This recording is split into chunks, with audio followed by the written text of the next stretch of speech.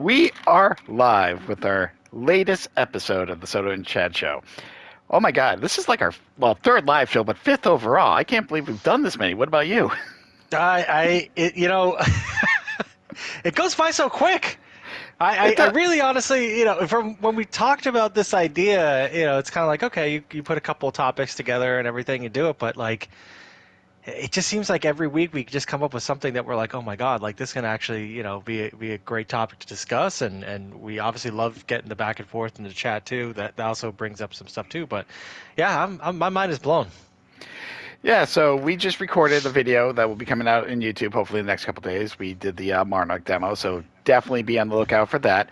But we're going to get Hmm. right into this episode. No small chit chat. Today's topics Oh, are wow. gaming pains, the shit that pisses us off, makes us mad, just a plethora, as the three amigos taught me when I was little, of stuff that we just need to get off our chest. This whole episode kind of started with the comment by you. You just, wanted to talk about easy mode and hard mode a little Yeah. bit. But Hmm. why easy mode? Let's get started on this right away. Let's go, Pixie. Yes. As I get in my advanced years as a gamer, so I'm sure this is something you can relate to. I get to certain kind of games. You play AAA games, and you're like, okay, I want to get in on this, and everything, and you start going, oh my God, do I suck at video games? And so, there's been plenty of games that I've played where, and I don't know if you've experienced this too, where it's like if you die over and over again to like the same enemy, like the game will ask you, do you want to switch to easy mode? And for a lot of my life, maybe it's just stupid pride. It probably definitely is. I was like, no, never. I will never switch to easy because because I'm a gamer and I don't play games on easy. But recently, I've played a couple of games where I hit walls, and I just wasn't enjoying myself playing the game. And so, I said to myself, well, shit. Who the fuck is gonna watch this? Who cares? It's only me playing this in my living room. Who cares? Let me switch it to easy. And I have experienced that in certain games that it's a lot more fulfilling to play it on easy than it is to play it on normal. And there's a lot of toxicity, of course, on Twitter and in different forums, and people being like, oh, just get good, as people love to say. I don't give a shit. Like, I don't care what anybody's opinion is about how good I am in a game. I'm never going to be the top player in any game because, I have a life. So if I want to enjoy a game and just enjoy its, graphics, its story, I personally think that switching it to easy is a perfectly fine option, and I don't care who makes fun of you for it. I know we talked briefly about like Wolfenstein actually having a visible picture of like you being like your dude, but like he's wearing like a pacifier and he's like a baby.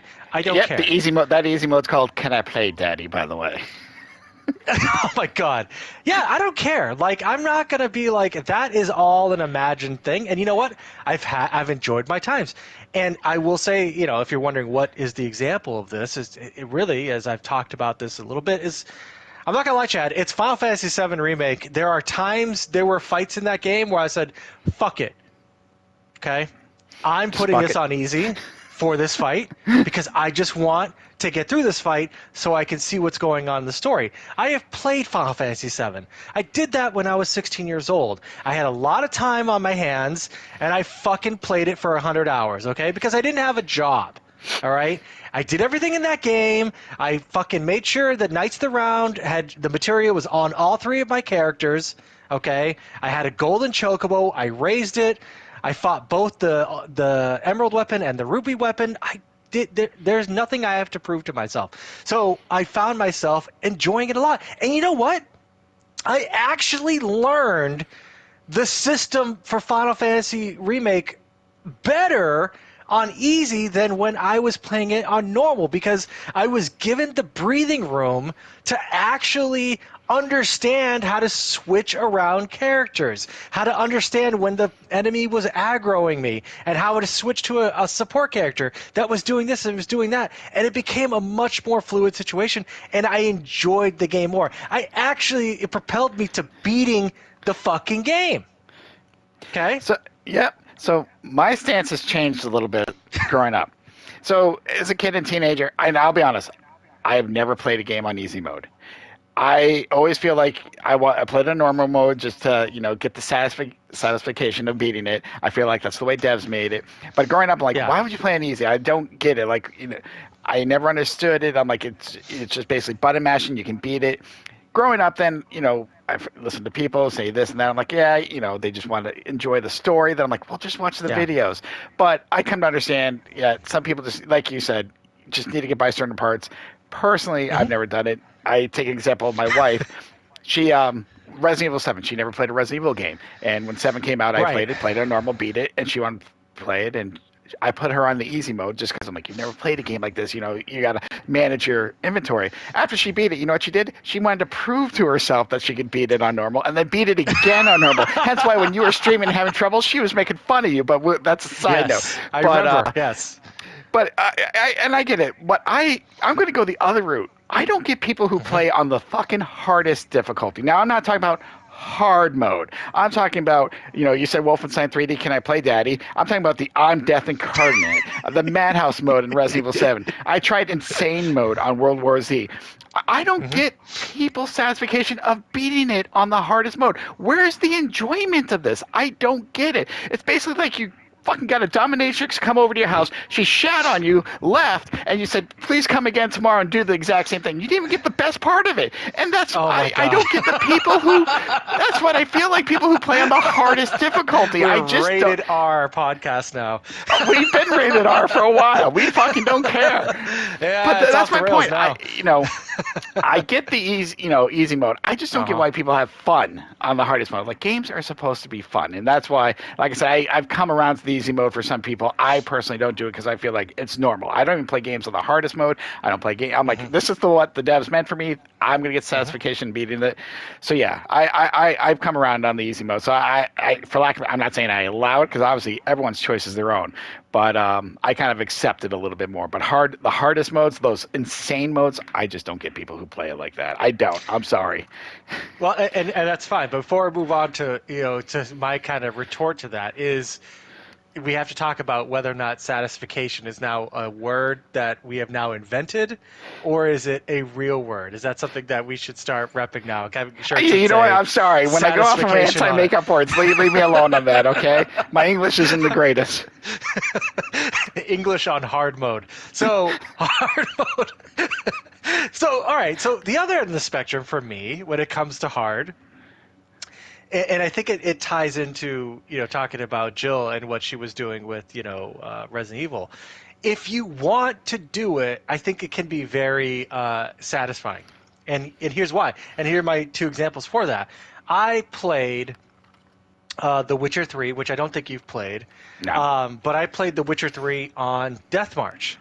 Now, I was also going for a platinum, which we'll talk about in a little bit, but I wanted to have the experience of playing The Witcher 3. I had already beaten it. I had already done the story. I liked the game enough where I felt I wanted more of a challenge, and I wanted to make different decisions. I wanted to try different builds. So I went with, it's called Death March, and I went with that mode for The Witcher 3, and I found it to be very satisfying. Okay, now a game like Horizon Zero Dawn as well. I played it on ultra hard mode because it let me carry over all the things that I had gotten, and I had the Shield Weaver armor as well. So I kind of, yes, it was way harder, but I was more equipped with just my skill in the game and what I had on and everything like that, that it made it enjoyable. And I think that if you like a game enough, yeah, I think that you do have an incentive to play a hard version if you want to kind of challenge yourself. And I think that's what kind of goes into it. I think that with a game like, for example, Bloodborne, like these Souls games, They don't have easy, hard, whatever. They're just hard. There is a certain rush that you can get from knowing that you beat something that's really hard and that you remember how much you sucked at it, and then you can kind of see that you got good, right? To kind of steal that phrase from everybody. And I'll never forget in Bloodborne when I fought the first boss, Father Gascoigne. I've said this a million times and I'll keep saying it. My heart was pumping the whole game. The whole time I was fighting that boss, my heart was pumping. Because I was thinking to myself, okay, I know that this is a hard boss. I know it's hard. I'd already died a bunch of times, but when I finally did beat him, the euphoria and the rush that I got it was awesome, So for lack yeah, of a better word. I'm okay with hard games like the Souls games, and I'm okay with hard mode. It's those extra insanity modes like Madhouse mode or Resident Evil 7. You have to get like 20 headshots on me in the first battle, so you have to make every Oh God. shot count. That's what I'm talking about. But you mentioned The Witcher 3. I got to ask you, Yeah. how long was that game? Because I heard that's one long game. Not how many hours. Like how many hours did you put into that? Well, between both playthroughs, I think it's currently at 360 hours that I put into it. Now, it wasn't all at one time, but I would say that The Witcher 3, if you're going to include the DLC with it as well, it's probably going to be around anywhere from 95 to 113 hours, if I had to guess. Nothing different than, Persona 5, like it's the same kind of a thing. It's just a lot more action oriented. But here's another thing, and a little bit goes into games too long, but not just games being too long, just they're a fucking chore. Like Persona 5, I looked at that PlayStation list, how many hours I played. The outside of Rocket League, Persona 5, 120 hours was my top game. I'm That's like, about okay, right. and it didn't feel like it never felt like a chore. It almost got to that pushing Hmm. point where, okay, this is getting too long, and then it ended. Dragon Quest 11, I put in 105 hours. And they Yeah. got to a point where it was a fucking chore. Like they kept doing like Hmm. fake out endings, like you thought it over, and then they tied in like the original Dragon Quest. And I never played it, so Hmm. I didn't understand it. I had to read that, but I felt like they could have probably cut 20 hours, especially when the half. And I won't ruin it, but halfway they come up with the plot point, which almost just wastes the first half of the fucking game. And I get it; it's Yeah. the journey, but at the same time, like, oh, that's when the games get too long that they feel like a chore. I mean, I only put 55 hours in Final Fantasy Type Zero, and that whole game almost felt like a chore to me. And yet, I still went through it. Did you have any games that were just too long for you? Oh God. Well, I mean, what's too long? I think you Well, you your hit a opinion. pretty good point there. Like, it's like how long are you willing to play a game for? Like for me, something like Skyrim, which I've mentioned previously as well, and I know people are, kind of have their opinions on that too. Like it depends on what you're trying to get out of the game. Like, what does the game do for you that makes you play it for so long? Like, I don't know. Like, I thought, for instance, I thought you were gonna hate Death Stranding, and I don't know how long you played that game for, but I imagine it was over 80 hours, right? I don't actually know that could be the time they're 70 to 80. I don't know if I hit 100 hours in Yeah, that game because you did a you lot more could of the though. side. You could. Oh no, you definitely could. You did a lot more of the side stuff than what I did. Yeah, If you're I think I fulfilling the got to a orders point. and building shit, yeah. Yeah, that got to a point where I felt like it was becoming a chore, so I kind of was just going to story mode to it at a certain point. That was just my opinion. But anyhow, yeah. Yeah, So yeah. I didn't hate it. I liked it. I won't say I loved it, but I did like it. Yeah, again, to go back to my point, it's like, what are you trying to get out of the game that you're playing? For example, Skyrim, I had put in like 96 hours in Skyrim in a month and a half. Well, okay, like I was in a point in my life where I needed something monotonous to just do. And with Skyrim, you talk about inventory control and management. It's like, I had goals that were in mind with Skyrim that had nothing to do with the main story. And so the satisfaction I was getting, or satisfaction, was to just do whatever the fuck I wanted to on my days off and not really I didn't want to be committed to like anything. So, it was the right game for what I wanted to do. So I spent a lot of hours on it. But to your point, if it gets to a situation where you're like, okay, I don't this is dragging out way too long. For example, we both played Ni no Kuni. Could I have platinumed Ni no Kuni? I think I could have, the second one, not the first one. I think I could have, but like it got to a point where it's so grindy. I was getting so sick of it. I switched the English dub to the Japanese dub so that I could feel like I was playing a different game, because like there was all those like wars you had to play, and you had like the 4 people around you and you had to do those battles and Foursquare. shit. Yeah, no, Yeah, that got monotonous right. too. I 100% That got agree on that game. monotonous. Right, but it's like, and then, my wife is sitting there being like, are you playing this game again? It's like, yeah, I don't know why. I'm doing it because I have to complete it. I don't know. The platinum's right there. It feels close, even though I know it's not. And so I continued playing it. So to go back to it, it's like, what are you trying to get out of your experience over and over again? Are you having fun? Are you still having fun? And I think that, the games that are longer like that are the ones that you can continue to have fun with and continue to keep yourself engaged over and over again. I think that that's what the length is. But for me, the question I want to ask you is, what is the longest game that you think that you have played? Honestly, it must be. I mean, are you talking about one sitting or overall? Overall. Because I've played Final Fantasy 7 and 8 kind of multiple times. So if you combine, Yeah. those, I've done different things. Final Fantasy 8, I did plat that the last time when they did the remastered version, mainly just because I'm like, well, I've beaten this. Let's just see what the plat is. So I don't know. I mean, it could just be a few hundred hours if that, if you're combining all three as far as playing one sit through. Again, I don't know what I put in Final Fantasy 8 this last time, but Persona 5, 120.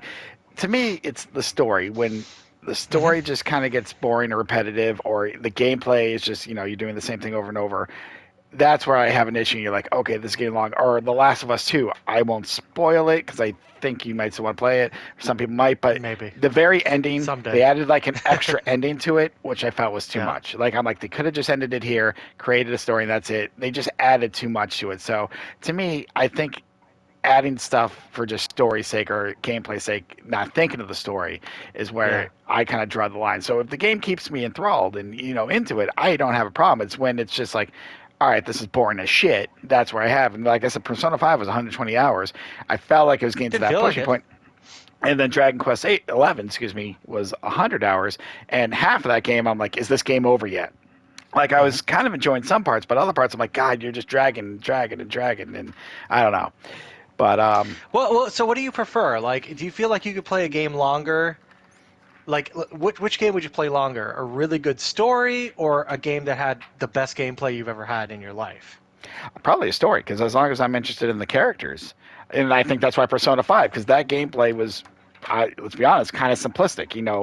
I shouldn't say simplistic, but I'm just saying they're not too much changes. You call your Persona, I had to wear headphones because my wife's like, Persona. They just keep screaming Persona every fucking time.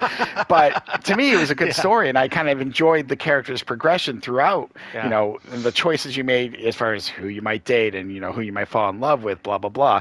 Whereas Dragon Quest 11, I think the story, they're just adding things for the sake of adding things, and some people love it, don't get me wrong, it's not a bad game. I just felt like they could have cut out some time and it would have been okay. But I just mentioned something about Persona 5, about choices, girlfriends, or who you are dating, and one of your topics that you have a big problem with is making choices in games. And I know we talked about Detroit Become Human, but why is this a problem for you? Why is making choices in games a problem with you? I think it's a personal life thing, if I'm being 100% transparent. I think that my life tends to be kind of like this too. I get crippled by change. If I go out to a breakfast spot or anything like that, and they have like, here's what today's special is, I'm going for the special. I don't care what it is, because I don't want to have to sit there and make a choice. Now, again, that's just me. I might have broken parts, right? But like, that is to me the most freeing feeling in the world, is to not have to make a fucking decision when you have all these things in front of you. So for a game like Detroit Become Human, which I will say I just tried to play the other day briefly, I immediately fucking made the wrong choices and died. And I was like, what the fuck? I was like, why can't I just play this game? And it's like, now I got to think about it. Oh my God. Like, do I start over again? Like, now that I know that was the wrong choice, like, it's hard for me. Maybe that we're having a therapy session right now, but it's hard for me to make a choice and live with it without having to start a game over again. It's like if I know I fucked something up, and then a character died, and I wanted that character to live. It's like I'll be like, "Fuck, do I start over?" Yeah, but shit, I already got this far. God, I really don't want to start over. And when those questions start popping up in my mind, then I'm breaking up with a game, and then I forget about it, and then I don't play it ever again. So it's weird because a game like what's that game, that horror game, Until Dawn. Yeah. Like that is hilarious to me. And you have to make choices in that game and people die. But most of the time I was laughing when I was playing Until Dawn and I finished it and it was a great time. But a game like freaking Detroit Become Human, I felt the choices. I wasn't having fun. I think that's what it comes down to, right? Where I mentioned earlier, like, what are you playing a game for? It's like, I'm not having fun with this. There are certain games I can have choices with, like Wolf Among Us, like Telltale games, right? Where it's like I feel like I'm having a good time, and there are other games where I'm like, this is a drag, like and I think that can decide whether or not I keep on playing a game, and deciding whether or not I drop a game is whether I like the choices that are given to me. The Witcher has choices that you can make, and I thought they were very fair, and I played them in line with what I would do and what I thought, or I could role play it, and I felt it was fair. I felt like it was within expectation. You could make a choice in The Witcher that you think is a good choice, but it's actually going to have a negative impact on the grand scheme of things. And I think that stuff like that is kind of interesting. But yeah, I just for some reason, sometimes, and then it's like there's a timer to the choice, and it's like I can't. I just want to turn this on. I want to forget about things that I've got going on. I don't want to have to have the life and death on my hands based on some androids. But you can just play it for playing its sake and see where the story takes you. It's like a choose your own adventure game, or book. I know. You're sounding like the voices in my head. I like, because I platinum Detroit Become Human because I'm like the first viewing, or first time I played, I'm like, I'm just gonna play this. Whatever happens, happens. I did lose one character because I thought I was doing the right thing. I just did the right thing for too long and he died. But then I'm like, okay. Then I saw, and yeah, I went through all the story progression, stuff like that. But to me, kind of similar to choices is games that just have friggin' a million endings or multiple endings. You played Chrono Trigger, correct? I played it a little bit. I did not end up. It wasn't one of the games I broke up with, but I think it was one of the games I played. I tried it out, and then it's like I know there's like 20-something endings. So yeah, 24 endings, which that's the game I broke up with. I didn't get a chance to talk to because I'm like, there's just way too many choices, and I'm like 24 endings. I'm like, just pick a fucking ending and go with it. It's not like Infamous. Like the reason why I like the Infamous games, it's really simple. You're either good or you are evil. Those are your two choices. You're like, all right, I'm no gray. The first time I played, I'm a good guy. I'm going to save the day, blah, blah, blah. And then I'm like, well, I can plat this if I'm just evil the whole way. So I'm like, let's do it. Then I'm just an asshole to everyone. And I'm like, but that's it. Resident Evil was another one of the choices or multiple endings, but it was simple. It depends if you decide to save Chris or Jill, depending on which character you played with, or the third character. I'm like, yeah, there are 6 different endings, but that was your choice to who you want to save. I got to tell you something. I had to do research. Do you know the most endings to a video game is? Do you know how many there is? I have no idea, and that's a terrifying thought. It's not So, ET, is it? Does there's ET a have game. multiple endings? Yeah, Star Ocean Second Evolution. Oh God, Star fucking 100, Ocean. exactly 100 different endings. What the fuck is that? Like, just pick a story and stick with it. I'm like, that's way too many. Like, I want to meet the person that got all 100 endings. Someone had to waste their fucking time. Talk about spending thousands of hours in a game for a pointless reason. 100 fucking endings. I'm like, you gotta be kidding me. I don't get the point to it. And Can I just ask, and sorry to interrupt, but just ask you, what is with Japanese culture of video gaming where they do these crazy fucking things on their games that are why? It's like punishment. I don't get it. I don't know. It's like, so the reason why multiple endings was a problem, I remembered Final Fantasy X2. And that was one of my, God. I did replay that with the they had the remastered versions come out. But when I originally played it, because obviously I played Final Fantasy X, I'm going to play 10 too. But there's actually 4 different endings, and the way you get the endings is so fucking stupid. Like the sad It's like ending. arbitrary. Yeah, well, yeah, just not enough story progression. Like if you're just playing the game, how are you supposed to know if you've done enough of the story? And that's a sad ending. Normal ending, you beat the boss, but you're not supposed to press X in like the final like fields. That X gets you Oh either my like 2 different god. endings. The good ending is what most people actually get because they have the high story completion and they activate several. The people like us who kind of grind a little bit. But then it's like the perfect ending. Not only do you have to have 100%, but you have to know to Yeah. press X in the field. That's when you press X. Yeah. Because if you do that, then you get like I'm like, just pick an ending. Like, why are these secret endings just so so secretive? I'm like, just show us the ending to the story that's supposed to be. And I don't know. I have problems. Like I said, multiple endings are okay if done right. Like Yeah. Infamous, good guy, bad guy, Right. simplistic. Just like okay, these are the 2 endings. Detroit Become Human, I'm okay with because like I said, it's choose your own adventure. But when you get into like secret endings or 20 plus multiple endings, I'm like, that's a waste of time. I just tell me the good ending. Let's get on with it. But oh. Especially if I know that going in, it'll paralyze me with decisions. Am I making the right choice right now? Am I doing the right thing? Is this the perfect ending? I don't. I think it's just. I'll be honest. It's just a way to kind of stretch out the value of what you pay for a game. And to me, it's like an artificial way of like extending reasons for you to play games. And I think that with games as being expensive they are these days, it's like you really gotta. For me, in my financial situation, you gotta pick and choose. Like, what are you gonna quote unquote waste your time on, and deal with? And if you don't like it, man, it's that you're gonna eat that price. And it's going to be worse than dealing with multiple endings. But just the stupid shit. Some to kind of piggyback on that. Some games like open world games will kind of fill it with like random shit that you have to go find that you would never fucking find. Now you say how you're supposed to know about these secret endings, but I think I remember you talking about how some of some of the fucking Atari games you had some weird ass like Cryptic. That was pitfall more. and shit like That's more. that. Yeah, that was more not Like, an how are you ending, but a supposed cryptic. to You're know? correct. How are you supposed to know this shit? It's like, especially pre-internet times. So, um, but you just mentioned, and I gotta go back that you tried to get it back to Detroit Become Human again. You were playing it and you Mm, quit, which brings me to something within that like you've 5 talked about minutes. multiple times.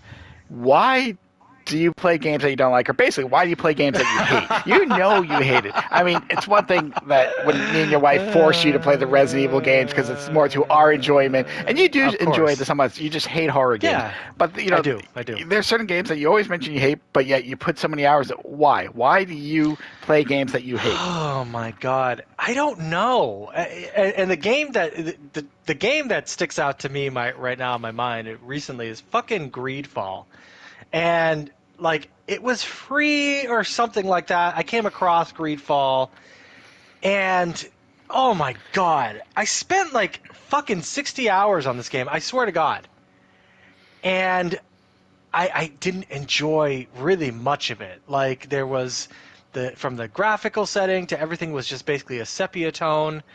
Everything that was going on, I don't know why. A sense of completion, a sense of like I've already come this far. I want to see kind of where it goes. I wouldn't say that I know we talked about Monarch, and we'll be coming out the review for that. I wouldn't say it's one of those situations where maybe there was just enough to keep me going, but it's like you almost feel like you came so far that you don't want to unplug at that point because then you'll have to actually look at yourself in the mirror and be like, I wasted my fucking life playing this and I didn't get any completion. At least if you complete something you hate, you can look at yourself in the mirror and be like, okay, I did that. At least I finished it. Now I can move on. I can delete it. I don't know what psychological umbrella that falls under, but it's been happening recently. And again, it goes back to the whole pride thing about the easy hard mode. It's like you get yourself, or I do, get myself into these modes where I'm like, no, I must do this. Well, why? I don't know, because I promised myself I would. Well, okay, but who's holding that promise? I don't know. I am to myself. It's like, okay. And then you complain about the pain that you're inflicting on yourself because you're putting these games in. It's like, I want to live a life more free and understanding with games where I'm like, if I'm not having fun, then I have the mental fortitude to tell myself, it's okay. You can put this down But is it and okay? not play it. You know what I mean? But then it's like I'll be thinking about it and I'd be like, well, maybe it's me. Maybe it's a problem that I have. Maybe I'm not giving this game enough of a chance, like Final Fantasy Remake 7, whatever. Maybe it's me. Maybe I'm a bad gamer. Maybe I'm the problem here, right? And then it's like, no, it's you should be okay with being like, no, maybe this game doesn't jive with me. I don't like it. Yes, I have played it for 50 hours. Maybe you can say that I've wasted some time in my life, but whatever. You're like, it is what it is. You just move on. I'm not at that point. I still think that if I invest myself in a game, I'll continue to play it. Like right now, for example, I'm playing Control, and I've played it for maybe a couple of hours. It's got really good graphics. The story's kind of interesting. It's got an interesting fight system, all that stuff, but I'm not exactly blown away by it. And so I'm at a point right now where I'm like, well, do I keep playing it? Will it get better? Do I give this game a chance to get better? Do I care if it gets better? Right? And so that's the paralysis that I get that I get into, and really kind of makes me whether or not I'm going to play a game or not. It was much easier when we were kids. It You just was put something in there and just start playing it. correct, and I think both of us we met at Blockbuster Video, and I think the advantage we had there is when you rent a game, feeling like you didn't complete a game you got for free, it's not that big of a deal because you wasted $0. You might have wasted a little Right. time, $0. But for me, it's like when you pay for a game and you're like, all right, I got to beat it. Like I remember the first game that I beat and that I did not like, and I think I roughly mentioned a while ago, Enchanted Arms. It was a PlayStation 3 game. I don't even remember the fucking story. It was kind of a strategy game. You're on a grid, and the Oh, your gameplay, favorite. everything about it sucked. But I got into it. I'm like, I paid. I didn't pay full price for it because we don't do that. But I was just like, okay, We don't and I do paid. that. Not here. Not No, we're on not this. much Not a this day with channel. purchases. But I was just, again, I go back to it felt like a chore. But I'm like, I paid for this. I am going to beat it. And then I think that's why I went through it. And recently, there's been a lot of games I realized I'm like, God, I didn't like it. Like, one, I played the new Doctor Who game. Now, I love the Doctor Who series. I feel like there's a lot of lore that can Hmm. go into making a great game. They've never made a good game. I'm like, maybe this will be different. And no, I Hmm. was like, I'm not liking this. Um, we never even talked about this. The Dark Crystal put out a strategy game, and I'm like, oh my Oh god, I yeah, love the yeah. Dark Crystal, and I played it, Hmm. and that was one where I think the gameplay got it was the same thing over and over. I felt like it's a very good beginner point for people who want to learn strategy games because you don't have to think too much. It's very simplistic, but then the story's going, and I was just getting bored. Like everything about bored, I'm like, but it's the Dark Crystal. I love the fucking Dark Crystal. This game should be fucking good, and I paid $20 for it. And I'm like, Ooh. maybe it was 50. I don't know. Ooh. I felt like it was on sale. It was Ooh. definitely 20 or under. But I'm just like, I'm Yeah. beating this game, and I beat it, and I'm like, all right, at least I can. Like you said, I said I can do it. And there's been others, World of Final Fantasy. I was not a fan of the system. I guess there's a second part to it. I'm like, I don't even want to do it. I beat the, first part. I don't even fucking care anymore.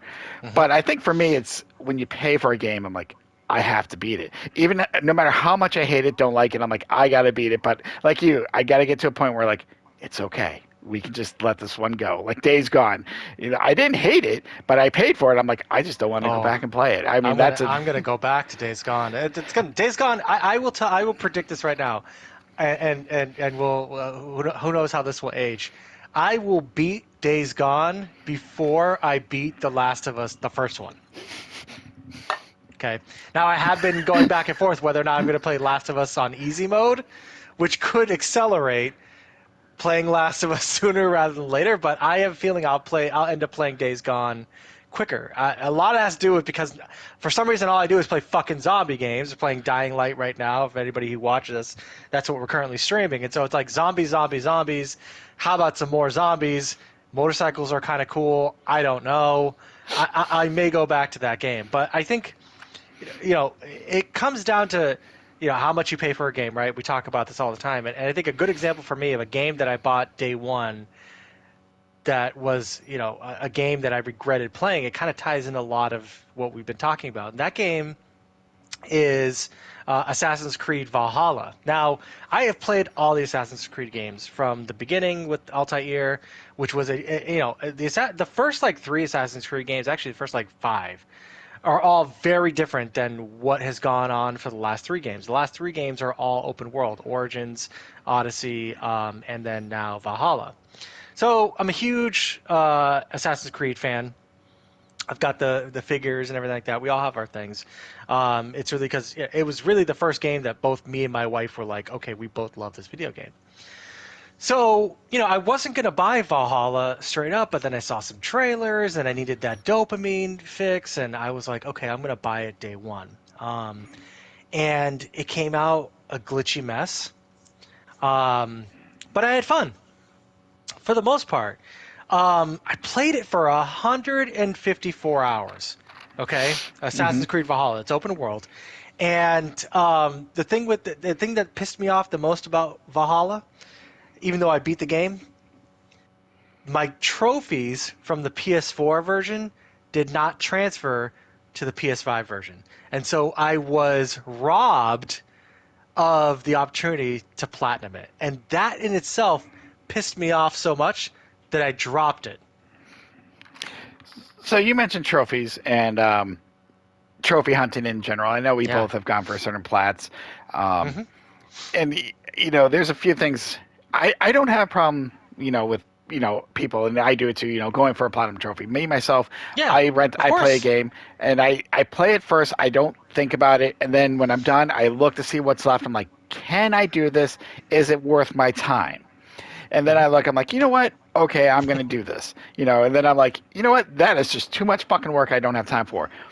My problem is, and I see this a lot on Twitter, is people instantly saying, I am platinum this. They look to see everything. I'm like, why ruin the game for you? Like, you're looking to see what trophies, and I don't fucking get that, because it's just like, why not just enjoy it? Why are you playing it just to get the plat? Why not, hey, I want to see where the story goes? Like, they look at everything, and then it's like, I'm going to play. Like, I don't care. If I plat or not a game, it does not bother me one little bit. Like I said, I'll look, and then I'm like, okay, like I said, I can do it. If not, it's fun. I move on to the next fucking game. It's an achievement. Yeah, I like Telltale games. I think I said this. I have like 3. I love Telltale games, but I'm like, those are plats I don't feel like I've earned. I'm like, just for finishing the game, you should not get a plat for not doing anything extra.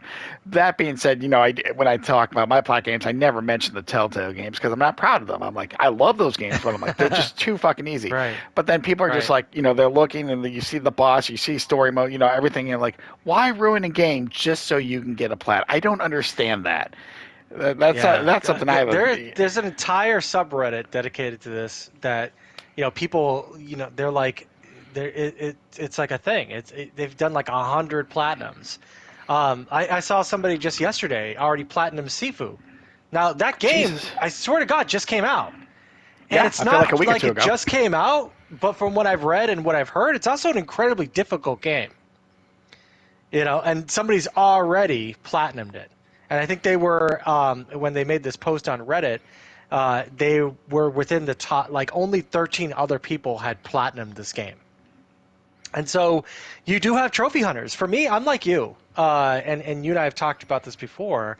If we get a game and we're enjoying it and we're getting to a certain point, we take a look at trophies and then it seems doable, then you put in that little extra effort just to be like, okay, cool. Because I do like seeing the platinum pop up. When I platinum Bloodborne, I did feel a sense of accomplishment when I did that, and it was a good feeling. But I don't hunt some of these things that take forever. Like, I played all the Yakuza games minus the 7th one that came out, which I can't wait to play because it's like an RPG turn-based style.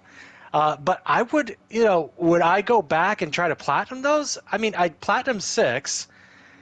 But the other ones, it's like I have to learn how to play mahjong and shit like that. And there's like RNG aspects of it. And it's like, no, I don't have the time. If you're into trophy hunting and that's your thing, I'm perfectly fine with it. I don't understand. I think that, I have 11 platinums currently, which is not a lot. But I do it for fun. I don't do it to chase. My friend of mine was like, oh, you didn't platinum Jedi Order or whatever, Jedi Fallen Order? I'm like, no.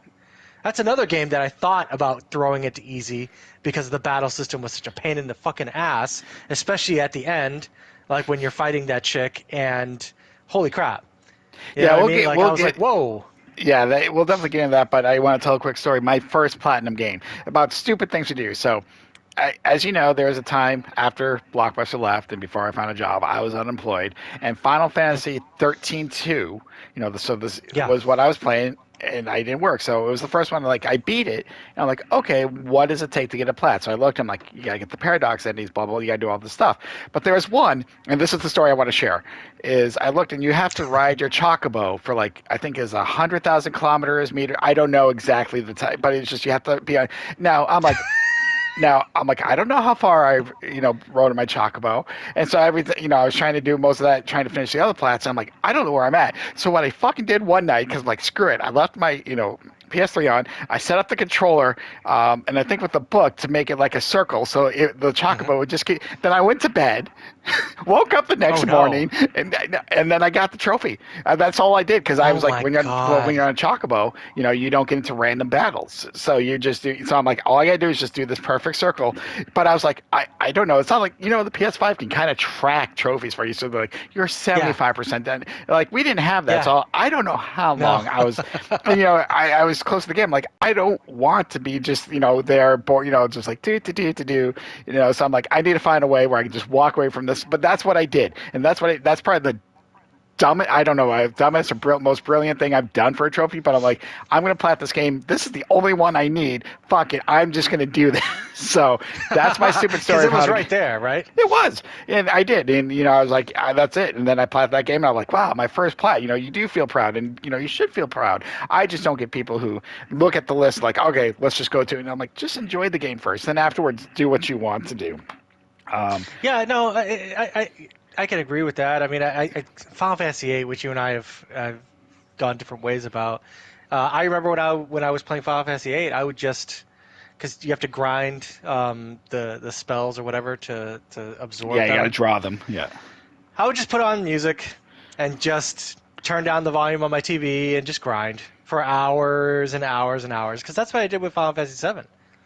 I was like, once I realized it was like the first game where I was like, wait, if I play this for a long time and I just beat the same things over and over again, I will get stronger. But I had but I was engaged. I don't know if I would ever go the route of like making my controller just go in a circle I for hours. I don't know if I have that in me. Well, you know what? I had to get there. That's the only thing I can do without just sitting on my couch, lying on my couch. I'm like, screw it, I'll go to bed. I'm like, I have to hit the time, one night sleep. And I was like, fuck it, whatever. Whatever happens to my PlayStation, it happens. Um, Yeah. but Whatever happens to my PlayStation? Poor PlayStation. there's something you mentioned earlier, and something we've done in our new review, which will be coming out on YouTube soon, which we talk about how much would we pay for a game. That's kind of like our Ah. niche. We're not rating. But we talked about it. Games nowadays Hmm. are just so fucking expensive, and Yeah. people are just all behind the day one purchases, which is fine. But it's like Hmm. I don't have time. There's very, very few games that I do day one. Now, usually it's just the franchises I love. Like last year, Yeah. I think the only two games I did day one was Final Fantasy VII Remake and Resident Evil 8. I love the series. I know I'm going to enjoy them, so I pre-order them. Most of the time, I wait, especially after I think I Me pre-ordered too. Predator Hunting Grounds because it's from the Hmm. same people who did Friday the 13th. So I'm like, okay, I love the Friday the 13th game. It was fun. I'm Yeah. like, and I love Predator. And then I played the beta. I'm like, this game fucking sucks. So it took me forever. And luckily I got refunded. I'm like, that unless it's a series I know, I'm no longer, pre-ordering games. I'm just kind of guessing at. But No. they're sick now. $70 for the place. That's just too expensive. And just doing pass systems aren't worth it. To me, like once a game goes under 20, that's when I will consider buying most games. Like 30 range for Yeah. a more higher end game. But what's your take on this whole too expensive games and stuff like? Yeah, again, I personally do not think, unless you just have money coming out your butt, I don't think it's worth it to spend $60 on a game. At least right now, I don't because of everything that goes on. And even the $60 isn't enough. It's like there's microtransactions and everything else that goes on, and then not to mention DLC. So, for me, expensive games. It's just I've never had a situation where it was recently where it was worth it. I'll give you a great example. I was really excited to play Cyberpunk. Okay. Yep. And we all know how that went out. I still want to play Cyberpunk, but I'm going to only want to pay like 10 to 15 bucks for it, if that. I'd say more 10 bucks. I saw 10 bucks on like Best Buy as sale, and I was like, that sounds right. Because these games come out buggy nowadays. Even something like Dying Light 2, which we're playing Dying Light 1. So by the time we end up finishing Dying Light 1, maybe Dying Light 2 will get in that nice little sweet range with the pace that we play games. But I never find it to be worthwhile. It sucks because you end up getting FOMO from it. Like you see like I'm seeing videos of Dying Light 2, and I know Mel. I've watched a couple of her videos that she's doing, and I want to play that. But it's just, and you can play it without playing Dying Light 1. But it's just like I'm not gonna just put $60 into it for a game that it's like I'm just gonna forget about it. It's not worth it. I feel a lot more. I feel better when I pay for a game under 20 bucks and I got a lot out of it than if I play a game day one. And again, to go back to it, the last day one game I bought was Assassin's Creed Valhalla, and I've been pissed ever since. Been pissed off ever since. I can remember because again I mentioned Resident Evil, so back on the Yes. PS3 was a game, Resident Evil Operation Raccoon City. I don't know how much you remember this. I actually went to GameStop and picked that up day one. I'm like, fuck, it's Resident Evil. I'm like, there's multiplayer aspect to it, not just co-op, but you can play online, against 4v4 and the zombies. I'm like, oh, this sounds cool. It takes place during Resident Evil 2, and that's the best Resident Evil. Fight me on that. Yeah. And I was like, but here I played it. I'm like, I mean, you would like it because it's not, it's guns blazing. You have so much. It's the first game where I'm like, I have so much fucking ammo. This is awesome. But the multiplayer sucked. Nice. You can barely get on.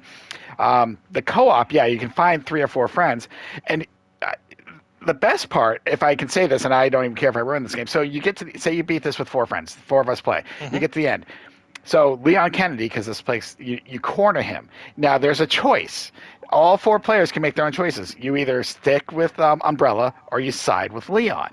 So those are your choices. So say me and you decided to side with Leon, but our 2 co-ops, say Mel and Madness, they stayed with Umbrella. The final fight would be me, you, and Leon versus those 2. So depending on what you choose is the final fight. And funny. that to me was kind of brilliant. But I'm like, the whole game up until then, it's like, oh, zombies, and you plow them down. There was no real boss fights that I can even remember. And like I said, I was excited for the multiplayer because World War Z kind of sucked at the multiplayer too, but it's the same idea, 4v4 with all the zombies. I'm like, okay, someone's got to do this right. No one has done it right, in my opinion. But yeah, so that was one I paid $60 for, and I'm just like, oh, this was a fucking waste. And that's, even for Resident Evil, I'm like, I need to do a little bit more research next time. I mean, like I said, the mainstream ones, I'm still going to do 7, 8. Whenever Resident Evil 9 comes out, I will probably day one that easily.